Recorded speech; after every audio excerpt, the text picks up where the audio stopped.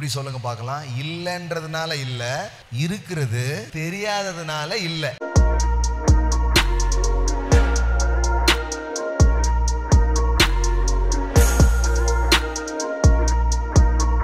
எனக்குள்ள வரம் இருக்கு, எல்லாருக்கும் வரம் இருக்கு. பக்கத்துல சொல்லுங்க, உங்களுக்கு ஒரு வரம் இருக்கு, எனக்கு ஒரு வரம் இருக்கு. இப்போ சிலது உங்களுக்கு கரெக்டா வரும், அது எனக்கு கரெக்டா வராது. அதனால நீங்க தாழ்ந்தவங்க இல்ல நான் தாழ்ந்தவன் நீ உயர்ந்தவன் அப்படின்றது கிடையாது.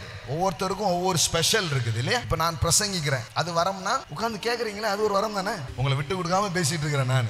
வரம் இல்லாத சிறு பிள்ளைகளும் கிடையாது, பெரியவங்களும் கிடையாது, இருக்கு. எல்லாம் சொல்லுங்க இருக்கு. இப்ப ஏன் நம்ம இல்லாதவங்களா இருக்கிறோம் தெரியுமா? இருக்குன்றது தெரியாதனால இல்ல. இப்படி சொல்லுங்க பார்க்கலாம். இல்லைன்றதுனால இல்ல, இருக்கிறது தெரியாததுனால இல்ல. திருக்குறள் மாதிரி இருக்கா? கடவுள் உங்களை கோடீஸ்வரரா மாத்தவோ கடவுள் உங்க உயர்த்தவோ என்ன பண்ணுவார் தெரியுமா? வானத்திலிருந்து ஒன்றும் போட மாட்டார், உங்க வயிற்றுக்குள்ள இருந்து வெளியே கொண்டு வருவார். என்னை விசுவாசிக்கிறவனுடைய உள்ளத்தில் இருந்து ஜீவ தண்ணீர் உள்ள நதிகள் வரும். எல்லாம் சொல்லுங்க, மேல இருந்து இல்ல, உள்ளிருந்து, எனக்குள்ள இருந்து வரும்.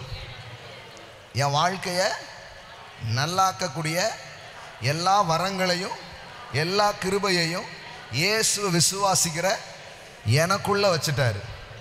இதை நான் அறிந்து கொள்ளும் பொழுது அது நதி போல ஓடி பல பேர் அதை ஆசீர்வதிக்கும். ஆமென்.